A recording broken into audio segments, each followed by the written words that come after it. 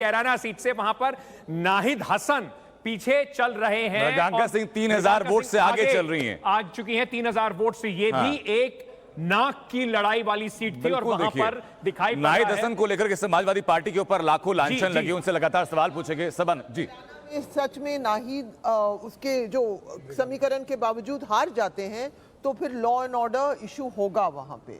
और हम लोग ये ना भूलें कि क्योंकि कैराना में दोनों गुज्जर परिवार हैं, हिंदू भी मुस्लिम भी एक ही वैसे वंश के लोग हैं।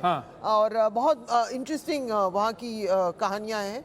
और लेकिन इसका मतलब ये होगा वो लॉ एंड ऑर्डर की जो बात हुई, जहां हमारे गृह मंत्री गए थे उस सीट में, जो सबने सोचा कि वो सपा की सेफ सीट है। अगर ये हार जाते हैं तो इसका हमको यही कंक्लूजन निकालना पड़ेगा कि रवि किशन जी हमारे साथ बने हुए हैं अभी।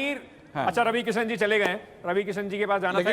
इसी बीच में राहुल ईश्वर आपसे भी जानना चाहूंगा कि गृह मंत्री अमित शाह का कैराना में जाना और पलायन के मुद्दे को लगातार कैंपेनिंग के दौरान इस्तेमाल करना है, उसी का नतीजा है कि नाहिद हसन पीछे और मृगांका सिंह आगे। शायद हो सकता है, क्योंकि कुछ वर्ष पहले संजीव बलियान जैसे व्यक्ति एक डाइल्यूटेड पोजीशन लिया था, मगर अमित शाह जी वहां गया, लॉ एंड ऑर्डर के इश्यू के बारे में गया और हिंदू एक्सोडस, अगर वो कहे तो हिंदू एक्सोडस के बारे में गया, तो ये नेशनल मीडिया, नेशनल चैनल बन गया, नेशनल डिबेट बन गया।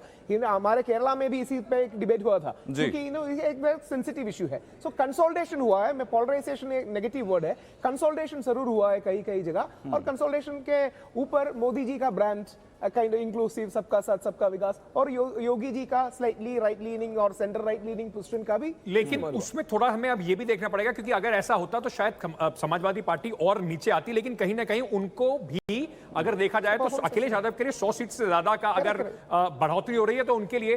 राजगोपाल सर, मैं आपसे बस एक बात ये भी समझना चाहता हूं कि अगर हम बात करें तो जो लॉ एंड ऑर्डर के इश्यू की बात हो रही थी, क्या वो लॉ एंड ऑर्डर इश्यू भी कहीं ना कहीं एक जो पोलराइजेशन की बात होती है, लॉ एंड ऑर्डर का मतलब यह है कि देखो हमने नाहिद हुसैन को अंदर कर दिया, हमने मुख्तार अंसारी को अंदर कर दिया, तो वो क्या कहीं ना कहीं एक पोलराइजेशन वाला फैक्टर चला है? आपको कहना ये है, महत्व है, लॉ एंड ऑर्डर मतलब धंधा नहीं है, मुसलमान को खिलाफ नहीं है, हिंदू को पक्ष में नहीं है, यही चीज है। लेकिन अमित शाह का चालाकी इसमें चलाया है।